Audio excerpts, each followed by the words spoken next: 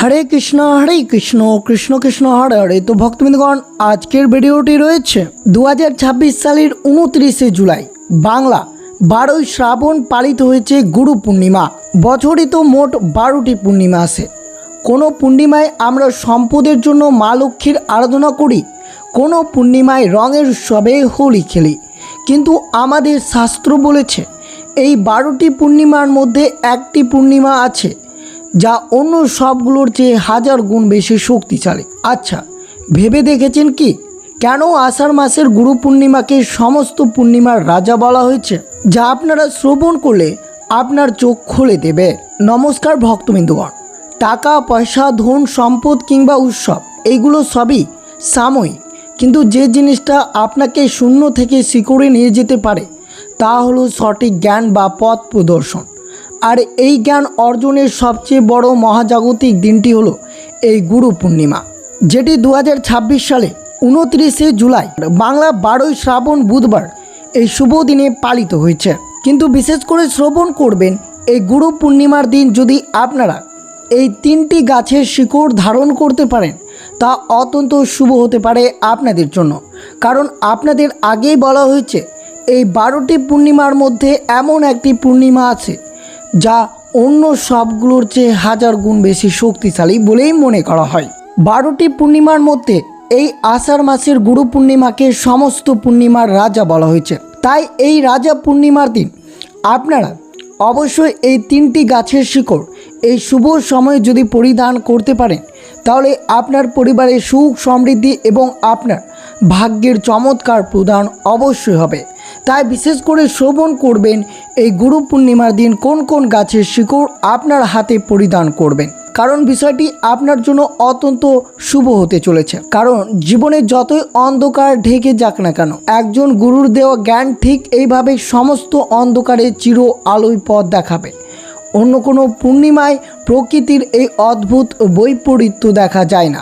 যোগ শাস্ত্র অনুযায়ী হাজার হাজার বছর আগে ঠিক এই গুরু পূর্ণিমার দিনই মহাদেব আদিগুরু বা প্রথম গুরুর রূপ ধারণ করেছিলেন। এই দিনেই তিনি হিমালয়ের বুকে সপ্তর্ষিদের প্রথম যোগ আধ্যাত্মিক জ্ঞান দান করেছিলেন। অর্থাৎ পৃথিবীতে জ্ঞান বিতরণের সূচনা হয়েছিল ঠিক এই দিনটি থেকে। এটি মহর্ষি বেদব্যাসের জন্মদিন। তিনি সম্পূর্ণ বেদকে 4 ভাগে ভাগ করে মানব জাতিকে সবচেয়ে বড় উপহার দিয়েছিলেন। এছাড়াও গুরু পূর্ণিমার দিন থেকেই সাধু সন্ন্যাসীদের চতুর্মাস্য শুরু হয়, অর্থাৎ তারা এক জায়গায় বসে টানা 4 মাস শুধু জ্ঞান ধ্যানের সাধনা করেন। তাই বিশেষ করে মনে রাখবেন, টাকা বা সম্পদ হয়তো আপনার জীবনকে আরামদায়ক করতে পারে, কিন্তু সঠিক গুরু আর সঠিক জ্ঞান আর গুরুর আশীর্বাদ ছাড়া সে সম্পদ ধরে রাখা অসম্ভব। তাই 12টি পূর্ণিমার মধ্যে জ্ঞান অর্জনের এই গুরু পূর্ণিমা হলো সর্বশ্রেষ্ঠ। তাই বিশেষ করে শ্রবণ করবেন এই সর্বশ্রেষ্ঠ দিনে আপনার পরিবারে সুখ সমৃদ্ধি এবং আপনার ভাগ্যের চমৎকার প্রদান করতে কোন কোন শিকড় আপনারা হাতে ধারণ করবেন। বিশেষ করে যদি আপনারা এই 3টি গাছের শিকড় হাতে ধারণ করতে পারেন তাহলে তা পরিবারে সুখ সমৃদ্ধি ভরে থাকবে। তা অবশ্যই ভিডিওটি আপনারা শুরু থেকে শেষ পর্যন্ত ভক্তি সহকারে শ্রবণ করবেন। আর চ্যানেলে নতুন হয়ে থাকলে দয়া করে চ্যানেলটিকে সাবস্ক্রাইব করবেন, লাইক করবেন, কমেন্টে ভক্তি ভালোবাসা শ্রদ্ধা দিয়ে জয় শ্রী বিষ্ণুর জয় লিখে দিতে ভুলবেন না, বা আপনার গুরুর নামটি অবশ্যই কমেন্টে আপনারা জানাতে ভুলবেন না। তো অবশ্যই ভিডিওটি আপনারা মনোযোগভাবে শ্রবণ করুন। 2026 সালের 29শে জুলাই বুধবার, বাংলা 12ই শ্রাবণ পালিত হয়েছে 12টি পূর্ণিমার মধ্যে সমস্ত পূর্ণিমার মধ্যে সর্বশ্রেষ্ঠ এবং সব পূর্ণিমার রাজা এই আষাঢ় মাসের শুক্লপক্ষের 15তম দিনে এই গুরু পূর্ণিমা পালিত হয়। এই দিনটিকে বলা হয় গুরু পূর্ণিমা, যেটি শুরু হবে 11ই শ্রাবণ অর্থাৎ 28শে জুলাই মঙ্গলবার সন্ধ্যা 6টা 6 থেকে এবং তা শেষ হবে 12ই শ্রাবণ অর্থাৎ 29শে জুলাই বুধবার রাত্রি 7টা 40 উদয় তিথি অনুসারে এই পূর্ণিমা অর্থাৎ এই গুরু পূর্ণিমা ব্রতটি পালন করতে হবে আপনাদের 12ই শ্রাবণ 29শে জুলাই 2026 এই বুধবার শুভ দিনে।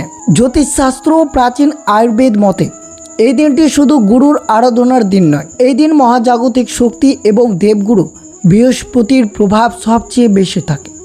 অনেকে হাজার হাজার টাকা দিয়ে পোখরাজ বা দামি রত্ন ধারণ করেন।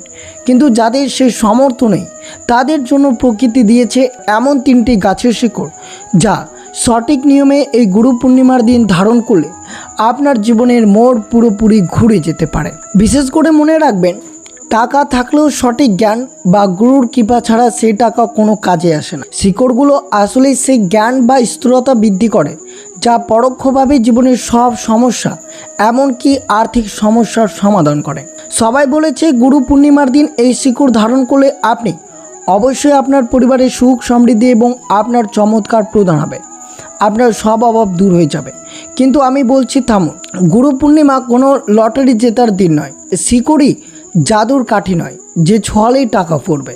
তাহলে কেন প্রাচীন মুনি ঋষিরা এই বিশেষ দিনে শিকড় ধারণ করতে বলেছেন? এই গুরু পূর্ণিমার দিন আমরা যে শিকড়গুলো ধারণ করি তা সরাসরি কোনো অর্থ আনে না, বরং এটি আমাদের মস্তিষ্কের এমনভাবে তৈরি করে যাতে আমরা নিজের সাফল্যের রাস্তা নিজেই তৈরি করতে পারি। সেগুলো শিকড় কী তা অবশ্যই আপনারা শ্রবণ করবেন। তার আগে বিশেষ করে শ্রবণ করুন এই গুরু পূর্ণিমা আমাদের জীবনে কী কী পরিবর্তন আনতে পারে এবং এই গুরু পূর্ণিমার দিন কী কী করা উচিত। আষাঢ় মাসের এই পূর্ণিমার তিথিটিকে গুরু পূর্ণিমা বা ব্যাস পূর্ণিমা বলা হয়, কারণ এই দিনেই জন্মগ্রহণ করেছিলেন মহাভারতের রচয়িতা মহর্ষি বেদব্যাস।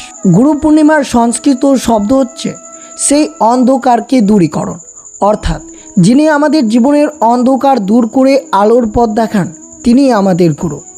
আজকের এই ব্যস্ত যুগে আমরা ভাবি আমাদের তো কোনো মন্ত্রদাতা গুরু নেই, তাহলে এই দিনটি আমাদের জন্য কেন? এখানেই আসল চমক।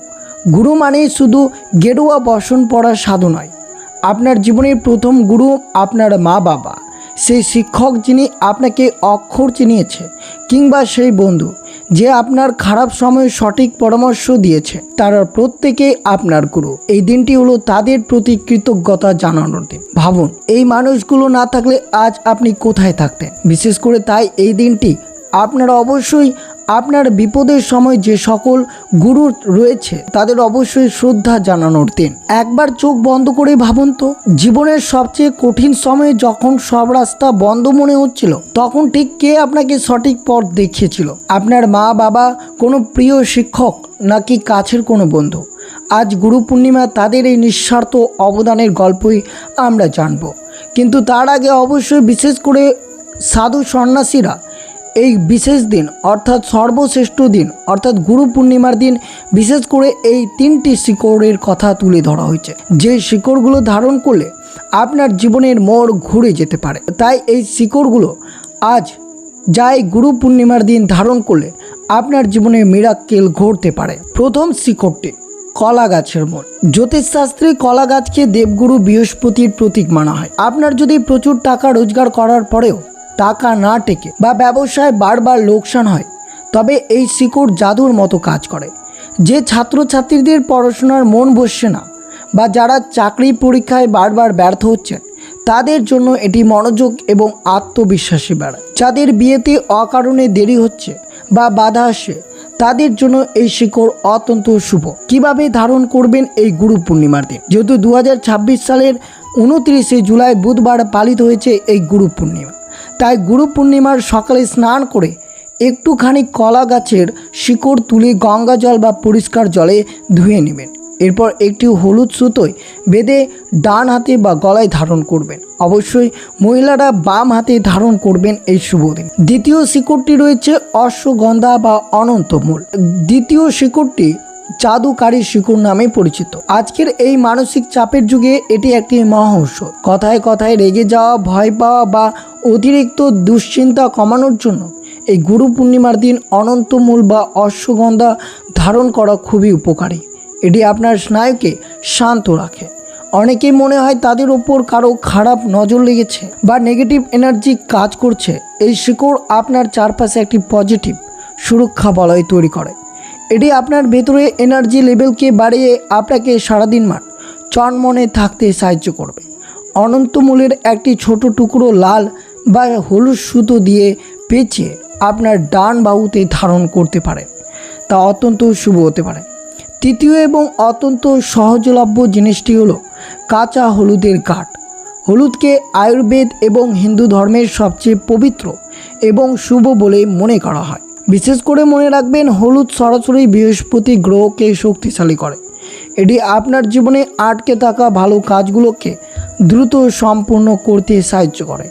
পরিবারে যদি সারাক্ষণ অশান্তি লেগে থাকে, তবে এই শিকড় ধারণ করলে গৃহের পরিবেশ শান্ত হয়। গুরু পূর্ণিমার দিন একটি ছোট কাঁচা হলুদের গাঁট নিয়ে একটি পরিষ্কার হলুদ কাপড়ে মুড়ে নিন। এরপর এটি আপনার মানি ব্যাগ বা টাকা রাখার জায়গায় বা পকেটে রেখে দিন। দেখবেন আপনার অর্থনৈতিক প্রবাহ কীভাবে বদলে যায়। তবে একটা কথা খুব মনোযোগ দিয়ে শুনুন, গাছও কিন্তু একটি প্রাণ। তাই এই শিকড়গুলো তোলার আগে হাত জড়ো করে গাছটিকে প্রণাম করবেন এবং মনে মনে নিজের সমস্যার কথা জানিয়ে শিকড়টি নেওয়ার অনুমতি চাইবেন। প্রকৃতিকেও সম্মান না করলে কোনোভাবেই এই ক্রিয়াকলাপটি কাজে আসবে না এই গুরু পূর্ণিমার দিন। আর হ্যাঁ, পূর্ণ ভক্তি ও বিশ্বাস রেখে এটি ধারণ করবেন, তা অত্যন্ত শুভ হবে আপনাদের জন্য। যদি আপনার জীবনের প্রত্যেকটি মুহূর্ত যদি সমস্যা লেগেই থাকে, তাহলে অবশ্যই নিশ্চিন্তে আপনারা গুরু পূর্ণিমার দিন মনে ভক্তি এবং গুরুকে শ্রদ্ধা জানিয়ে এই শিকড়টি আপনারা ধারণ করতে পারেন। তবে আপনার পরিবারের সুখ সমৃদ্ধিতে ভরে থাকবে। আর বিশেষ করে শ্রবণ করবেন, এই গুরু পূর্ণিমার দিন আপনার পরিবারের সুখ সমৃদ্ধি ভরে রাখতে চাইলে কি কি কাজ করতে পারে। আপনার পরিবারে কি কথায় কথায় অশান্তি লেগে থাকে, অর্থের অভাব, সুখ সমৃদ্ধির অভাব, মনে হচ্ছে যেন ঘরের লক্ষ্মী ঘর থেকে বিদায় নিয়েছে? যদি এমনটা হয়, তবে আজকের ভিডিওটি আপনার জন্য। আজ আমি এমন 5টি অত্যন্ত সহজ কিন্তু শক্তিশালী কাজের কথা বলবো, যা এই গুরু পূর্ণিমার দিন করলে আপনার পরিবারে সুখ শান্তি ও সমৃদ্ধি উপচে পড়বে। নমস্কার শ্রোতা বন্ধুরা, গুরু পূর্ণিমা হলো এমন এক পবিত্র তিথি যেদিন মহাজাগতিক শক্তি সবচেয়ে বেশি সক্রিয় থাকে। এই দিনটি আমরা যদি সঠিক নিয়ম মেনে কিছুটা ছোট ছোট কাজ করতে পারি, তবে দেবগুরু বৃহস্পতি এবং মা লক্ষ্মীর কৃপায় আমাদের সংসারের সব নেতিবাচক এনার্জি দূরীভূত হয়। প্রথমে মনে রাখবেন, জ্যোতিষশাস্ত্রে বৃহস্পতি গ্রহের রং হলো হলুদ, আর বৃহস্পতি হলো সৌভাগ্য এবং সমৃদ্ধির কারক। গুরু পূর্ণিমার সকালে স্নান করে হলুদ পোশাক পরার চেষ্টা করবেন। এই দিন মন্দিরে বা কোনো দারিদ্র মানুষকে হলুদ মিষ্টি, কলা বা ছোলার ডাল দান করুন। এটি পরিবারের ওপর আসা যে কোনো আর্থিক সংকট দূর করতে জাদুর মতো কাজ করে। মনে রাখবেন, আপনার প্রথম গুরু আপনার মা বাবা। এই দিন সকালে ঘুম থেকে উঠে সবার প্রথমে মা বাবার চরণ স্পর্শ করে আশীর্বাদ নেবেন। যে ঘরে বয়স্কদের সম্মান করা হয়, মা লক্ষ্মী সেই ঘরে কখনো ছেড়ে যান না। গুরু পূর্ণিমায় সন্ধ্যায় বাড়ির তুলসী মঞ্চে বা ঈশান কোণে একটি শুদ্ধ গাওয়া ঘিয়ের প্রদীপ অবশ্যই জ্বালাবেন। প্রদীপের আলো যেমন অন্ধকার দূর করে, তেমনি এই ঘিয়ের প্রদীপ আপনার সংসারে সব নেগেটিভ এনার্জি ও নজর দোষ পুড়িয়ে ছাই করে দেয়। আপনার যদি কোনো দীক্ষাগুরু থাকেন, তবে এই দিন তার পুজো করুন। আর যদি গুরু না থাকেন, তবে ভগবান বিষ্ণু বা মহাদেবকে গুরু মেনে হলুদ ফুল দিয়ে তার আরাধনা করুন। এই দিন ওম গুং গুরুভ্যে নমঃ মন্ত্রটি 108 বার জপ করলে মানসিক শান্তি ফেরে এবং পরিবারের সদস্যদের মধ্যে একটা পজিটিভ এনার্জি বাড়ে। এই দিন বাড়িতে গীতা বা বিষ্ণুর সহস্রনাম পাঠ করা অত্যন্ত শুভ। এই পবিত্র শব্দ তরঙ্গ আপনার বাড়ির প্রতিটি কোণায় পজিটিভ ভাইব্রেশন ছড়িয়ে দেবে, ফলে অকারণে হওয়া ঝগড়া ও অশান্তি পুরোপুরি বন্ধ হয়ে যাবে। ভাবুন তো, এই ছোট ছোট কাজগুলো আপনার পরিবারের পরিবেশ কতটা বদলে দিতে পারে। আপনি কি চান না আপনার পরিবারে সবসময় হাসি খুশি থাকুক? তবে অবশ্যই আপনারা বিশেষ করে শ্রবণ করলেন কোন কোন শিকড় এই গুরু পূর্ণিমার দিন ধারণ করবেন এবং পরিবারে সুখ সমৃদ্ধি বজায় রাখতে চাইলে কোন কোন ক্রিয়াকলাপগুলো করবেন। আর বিশেষ করে শ্রবণ করবেন এই গুরু পূর্ণিমার পবিত্র ব্রত কথাটি। আপনি কি জানেন, আজ থেকে হাজার হাজার বছর আগে এমন এক সময় এসেছিল যখন পৃথিবী থেকে সমস্ত জ্ঞান এবং আলো চিরতরে মুছে যাওয়ার উপক্রম হয়েছিল। মানব জাতি এক ঘোর অন্ধকারের দিকে এগিয়ে যাচ্ছিল। ঠিক সেই মুহূর্তে এমন এক মহামানব আবির্ভূত হলেন, যিনি গোটা জগৎকে ধ্বংসের হাত থেকে বাঁচালেন। আজ আমি আপনাদের শোনাবো গুরু পূর্ণিমার সেই পবিত্র ব্রত কথা, যা শুনলে আপনার মনে এক অদ্ভুত প্রশান্তি নেমে আসবে। পৌরাণিক যুগের কথা। মহিষী পরাশর এবং মাতা সত্যবতীর ঘরে জন্ম নিলেন এক অলৌকিক ক্ষমতার সম্পূর্ণ বালক। যমুনার নদীর এক নির্জন দ্বীপে তার জন্ম হয়েছিল, আর গায়ের রং ছিল শ্রীকৃষ্ণের মতো শ্যামল। তাই তার নাম রাখা হলো কৃষ্ণদ্বৈপায়ন। ছোটবেলা থেকে তিনি ছিলেন কঠোর তপস্বী এবং জ্ঞানের সাগর। কিন্তু একদিন তিনি ধ্যানে বসে ভবিষ্যৎ দেখতে পেলেন। তিনি দেখলেন সামনে আসছে এক ভয়ানক যুগ, কলিযুগ। তিনি বুঝতে পারলেন কলিযুগের মানুষের আয়ু কমবে, মেধা কমবে এবং মানুষ ধর্ম থেকে দূরে সরে যাবে। তখন পৃথিবীতে বেদ ছিল একটাই এবং তা সাধারণ মানুষের পক্ষে বোঝা ছিল অসম্ভব। মানব জাতিকে এই অজ্ঞতার অন্ধকার থেকে বাঁচতে তিনি এক যুগান্তকারী সিদ্ধান্ত নিলেন। তিনি সেই অখণ্ড জ্ঞান ভাণ্ডার এবং বেদকে 4 ভাগে ভাগ করেছিলেন: ঋগ্বেদ, সামবেদ, যজুর্বেদ এবং অথর্ববেদ। এই মহান কাজের জন্যই তার নাম হলো মহর্ষি বেদব্যাস। আষাঢ় মাসের এই পূর্ণিমা তিথিতে মহর্ষি বেদব্যাস তার 4 প্রধান শিষ্য পৈল, বৈশ্যপায়ন, জৈমিনী এবং সুমস্তকে এই 4 বেদের জ্ঞান দান করেন। তিনি হলেন জগতের প্রথম এবং শ্রেষ্ঠ গুরু।